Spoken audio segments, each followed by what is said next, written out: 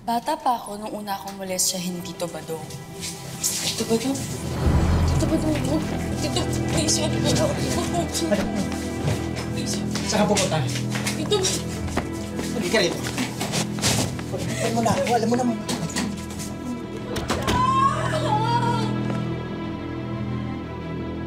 Tuwing umaalis ang nanay ko para magtrabaho, nagiging hayop yung Badong na yun.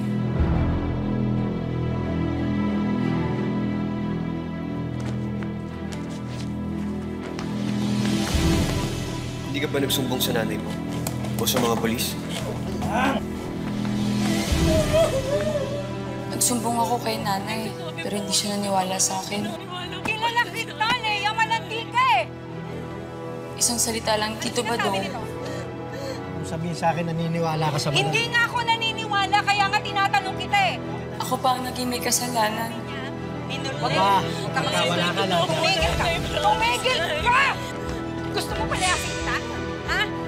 Sa sobrang galit ni nanay sa akin, kamuntikan pa niya akong mapatay. Lumayas ka! Baby, nangyayang ka rin ba sa kwento ni Mama? Sorry. Ito. Salamat. Napanood pangalan mo? Tama ba, Mark?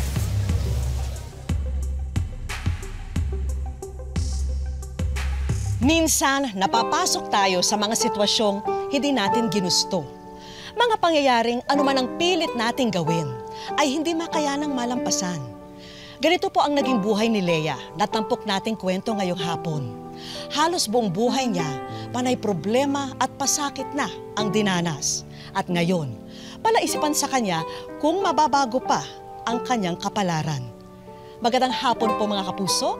Ako po si Vicky Morales at ito po ang wish ko lang.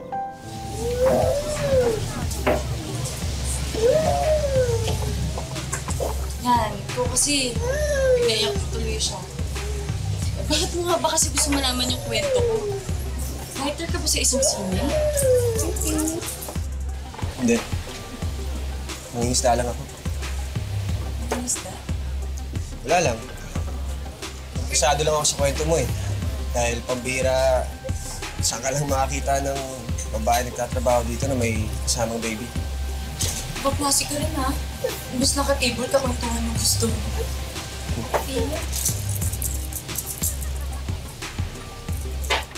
Kaya pasensya na. Umiyak yung anak mo eh. Kasi lang yun. Wala yun. Basta papabayaran mo ko na maayos na din. Kasi sa totoo lang, ang problema na kasi sa akin yung management ko sa club. Hindi lang kasi matulipag sa akin. Tsaka, kailangan ko rin kasi magbayad dun sa pinuhunan sa kanila. Puhunan? Oo, pinuhunan.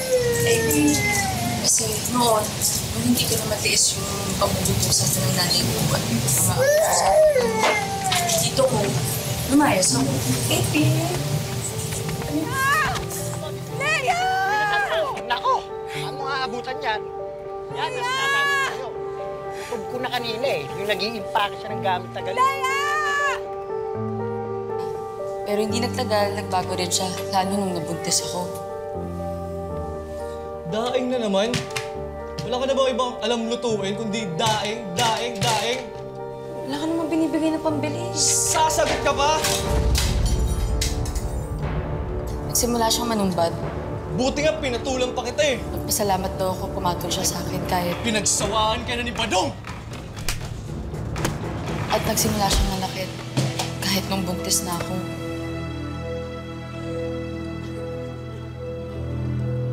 Nagpatatag lang ng loob ko noon, yung anak ko.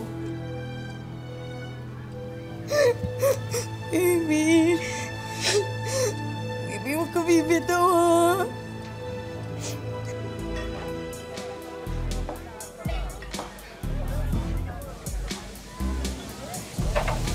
Buti na lang nakatulog na si baby.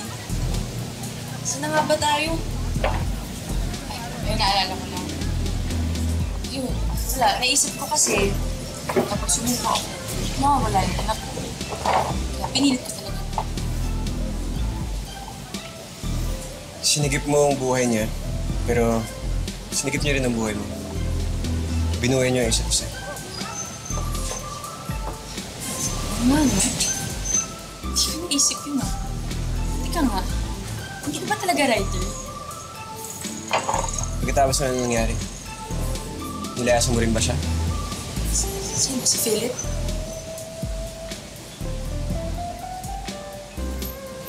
Nalayas niya. Layas!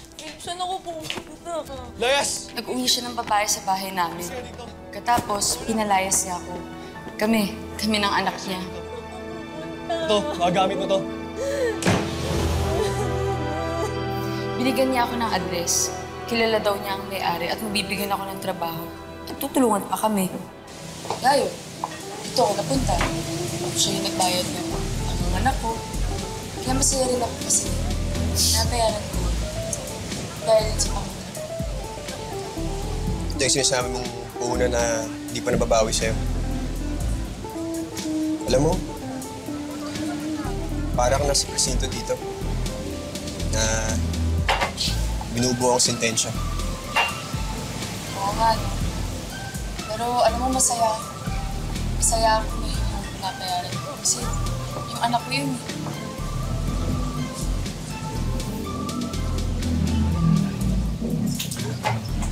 Sige, magpahinga ka na. Punta mo na yung baby mo. Nauna na ako. Salamat din sa pagkwento mo. Pinayaran ko.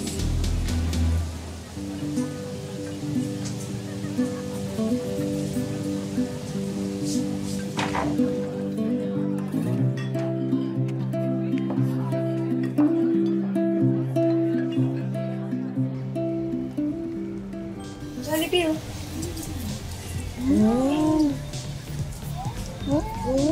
Leia, naghahanap sa'yo, table number 5. Sige, dear. Ako na muna kay babe. Sige,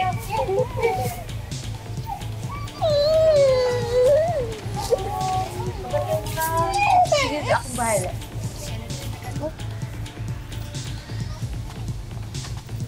Upo ka dyan. Sir, ito na ang table mo, ha?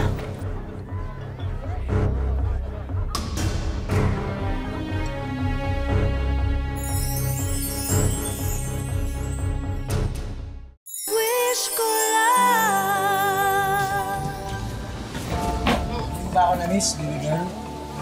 Demonyo ka, anong ginagawa mo dito? Bakit may problema ba? Hayop ka, umalis ka nga dito! Anong problema?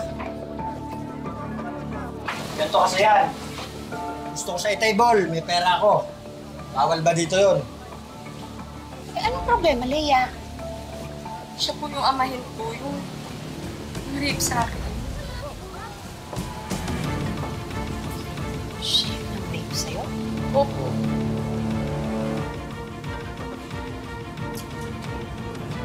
Eh, anong problema? Table mo. Oh. Ano ba ang trabaho mo? Di ba ang trabaho mo, tumable sa customer na kayang magbayad? Pag pinagbigyan kita sa gusto mong mangyari, ano na lang sasabihin ng ibang babae dito? Pwede din nilang gawin yung gusto nilang mangyari, katulad mo. Pero siya po yung nang-rape sa akin. Wala akong pakialam.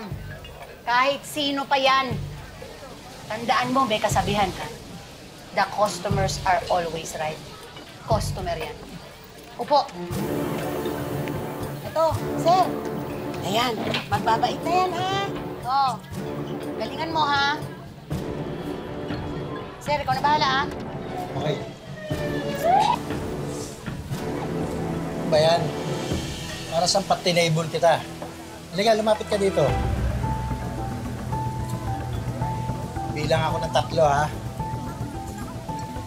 Lalapit ka ba dito? Isusumbong kita sa boss mo. Lapit ka pa, dito. Para ka naman bago ng bago. Ganito rin yung ginagawa natin sa bahay, eh. Hindi mo ba natatandaan? Ha?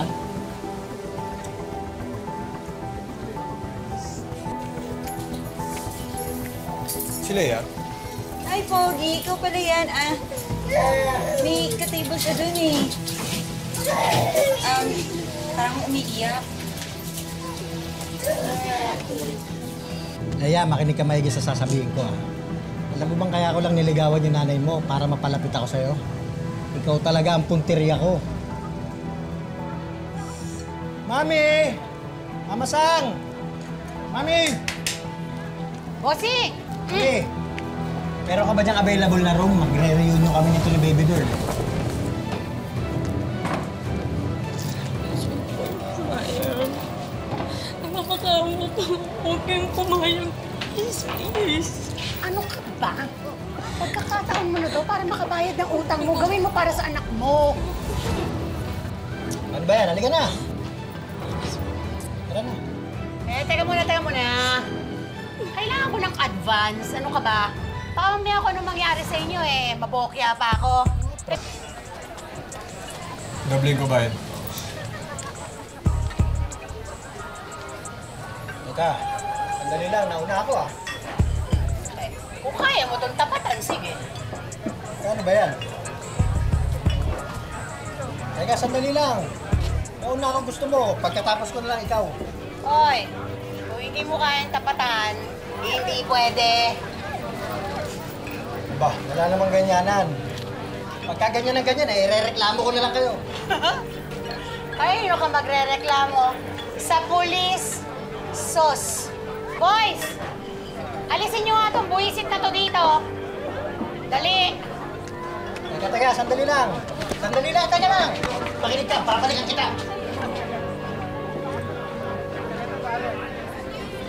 Ito ha, ikaw, hindi sa lahat ng pagkakataon, masasagot ka nito. At ikaw naman, alam mo na hindi ito basta makakaalis dito hanggat hindi ba yan ang puhunan ko dito. Naiintindihan mo? Sige, makita kayo.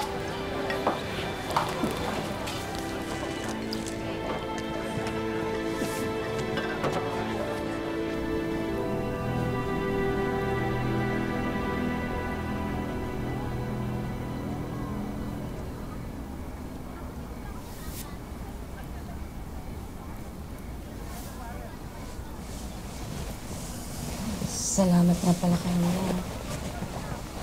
Kung hindi mo ginawa yun, baka kung ano na nangyari sa akin. Wala yun. Ano wala yun? Malaking pera din yung binitawan mo. Saan mo nga ba nakuha yun? Totoo dyan. Ang bayad yun ng gasolina ng bangka ko. Ha?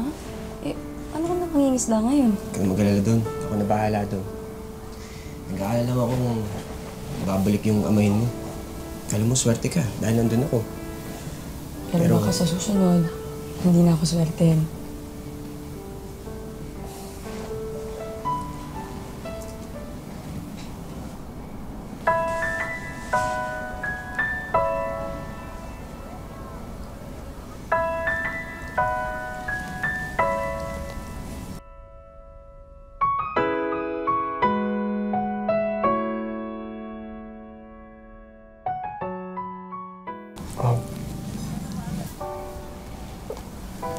Ang ibig kong sabihin,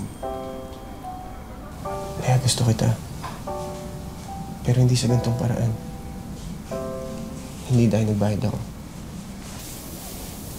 Grabe, may tao pa palang katulad mo. Pambihira ka. Para kang superhero.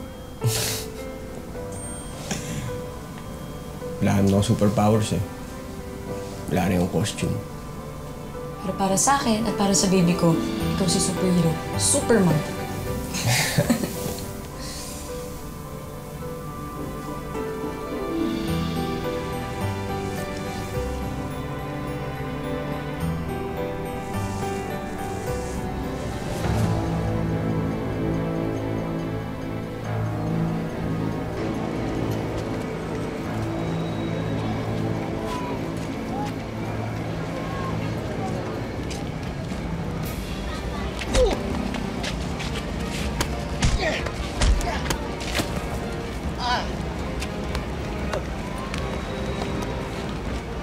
Hindi na ako lalaban. Kapag nagpakita ka pa dito ulit, o nagpakita ka pa kay Leia, hindi na kita bubuhayin. Tinda mo yan? Hindi na ako lalaban. Sigurado ka talaga kaya mong gawin to? Oo naman. Hirap ako ngayon eh. Kailangan ko talaga ng pera. Talagang kaya mong gawin, ha? Kaya mong ibenta ang sarili mong anak? Malay ko ba kung akin ba talaga yung batang yun? Alam mo, kilala ko si Leia. Pag sinabi ni Leia na anak mo yun. Lumalambot ka na yata, Mama Virgie. Basta, kung ako man yung ama ng batang yun, ako rin ang may karapatan na ibenta siya.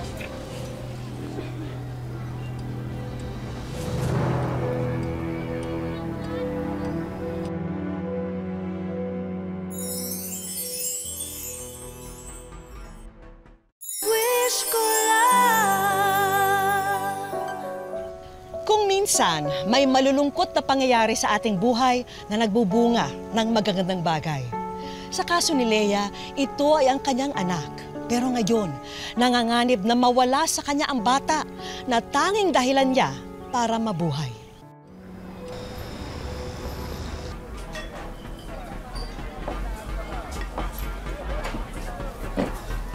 Kamusta na? Mark, alam ko wala akong application sa akin at sa anak ko. Pero, alam mo, sa totoo nga, sobra-sobra pa yung binibigay mong tulong sa amin eh. Pero, Ano yung problema? palang ibenta mo ang virgin ng anak mo. Sigurado ka? Oo, Mark, narinig ko. Kasabot pa niya si Philip, yung tatay ng anak ko. Mark, please, tulungan mo ko. Hindi pwede mawala yung anak ko. Huwag kang mag-alala. Gagawa ako ng paraan. Bukas, kapag sarado ng bahay, tatapos tayo.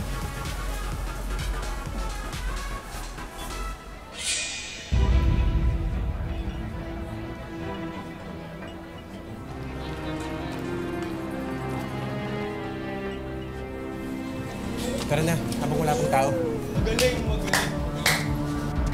Saan kayo pupunta? Philip, anong klase kang tao? Sarili mong anak ibibenta mo? Anak mo! Malay ko ba kung anak ko nga yan? Hayop ka!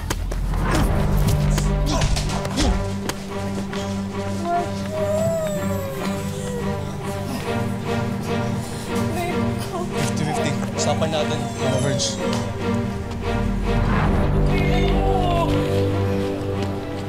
Pwede ba? Malis na kayo dito sa barko? Hindi kayo makakatakas kahit anong mangyari, hahanapin ko kayo. O, halika. Sumunod kayo sa akin. Dali!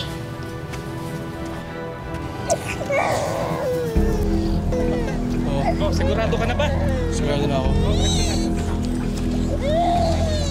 Salamat na. Sige, wala ka naman. Anak to!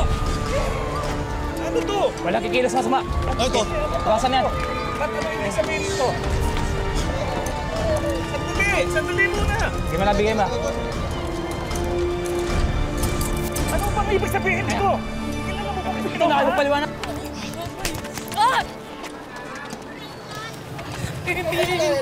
Ako po. Ako ang tumawag sa mga pulis. Sinabi ko na magkakaroon ng bentahan ng bata dito.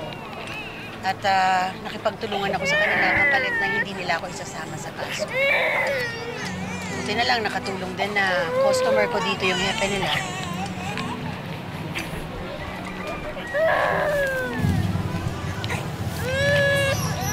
Bayad na.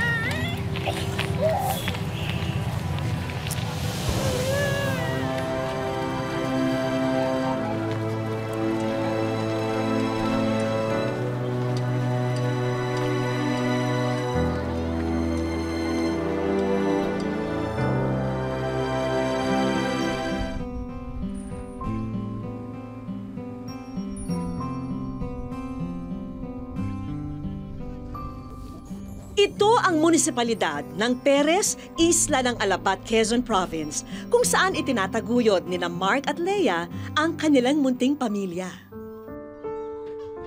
Dito, tahimik na nagagampanan ni Leia ang pagiging ina at may bahay. Ngayon, nabiyayaan pa ng panibagong anghel ang kanilang mag-anak. Ang miss ko po ay minahal ko siya kung ano yung dumaan sa buhay niya. Tinanggap ko kung at wala po akong nag-alilang minahal siya. At saka mga dumaan po pagsubok sa buhay niya ay nakayanan po niya at ako rin po yung lagi nasa tabi niya para siya suportahan. Mabait po at saka maalaga. Saka lalo na sa anak, tinanggap niya yung anak ko din. Na kahit alam niya yung pinagdaanan ko, tanggap pa rin niya lahat. Pangamba raw noon ni Lea na baka maging mailap sa kanya ang tinatawag ng ilan na true love. Gayunpaman, hindi naman daw siya nawalan ng pag-asa na may inilaan ang Diyos para sa kanya. Nung kasagsagan po ng problema ko, ay dumating na po yung forever ko. Tinanggap pa rin niya ako. Saka pinaglaban niya ako dun sa yung mga humadlang po sa amin. So ito yung paglaban ko ng pag-ibig sa kanya sa mga magulang ko, sa mga kamag-anak ko. Dahil sa hindi po ako nabigo, dahil pinatunari po naman niya sa akin na mahal niya ako at hindi niya ako iniwan. Tsaka swerte ko po dahil nagkaroon kami ng anak na lalaki na mahal ko. Sa ngayon, itinataguyod ni Mark ang kanyang mag-iina bilang isang helper sa mga pumapalaot na bangka.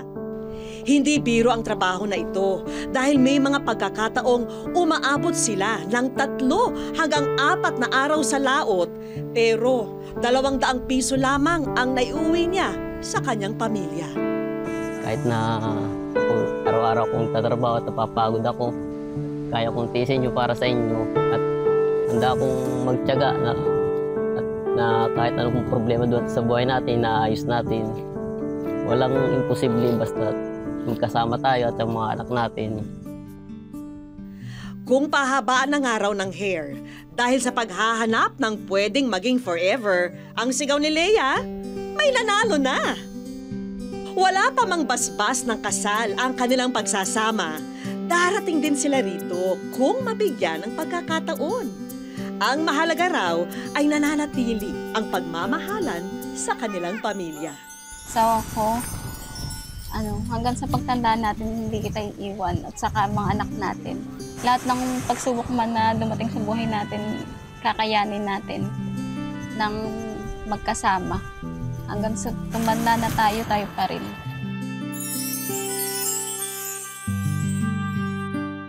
Wish ko lang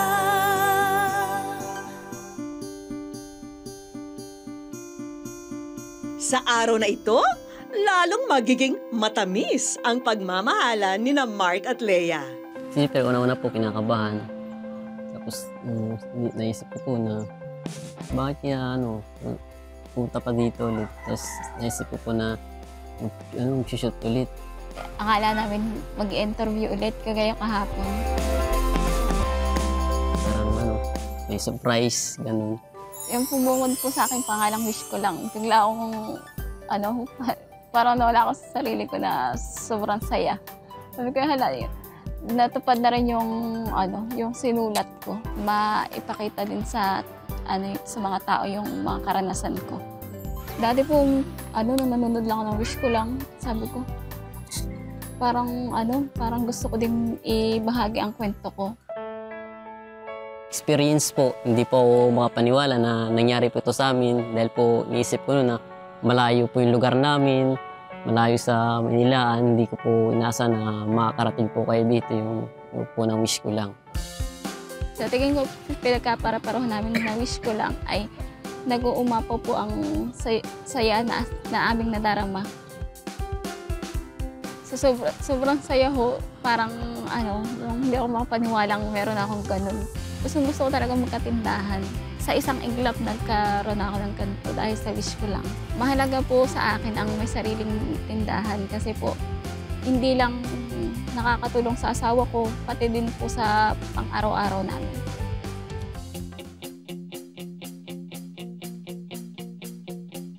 Congratulations sa inyong mag-asawa.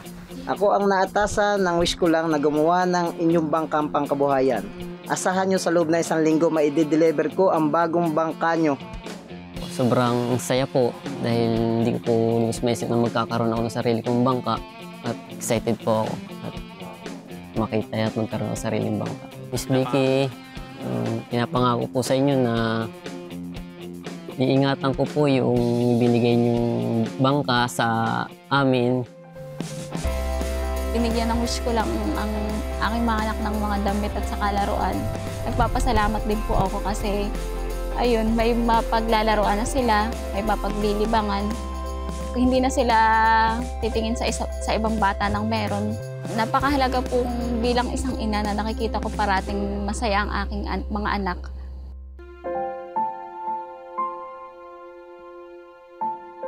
Alam kong hindi naging madali sa'yo lahat ng mga problema na dumating sa buhay mo. Pero andito ako para samahan ka sa lahat ng mga dadating pa mga problema sa buhay natin. Will you marry me? Yes! Parang kahit pagising ko sa umaga, masaya pa rin ako. At na-experience ko lahat ito. Ay maipagmamalaki ako na minsan sa isang buhay ko may dumaang wish ko lang. Lahat tayo naghahanap ng kaagapay sa buhay na tutulong sa atin saan man tayo dalhin ng ating kapalaran. Maswerte si Lea dahil dumating si Mark sa kanyang buhay at iniligtas siya mula sa kapahamakan. Maraming salamat po sa inyong pagsubaybay mga kapuso. Hanggang sa muli, ako po si Vicky Morales at ito po ang Wish Ko Lang.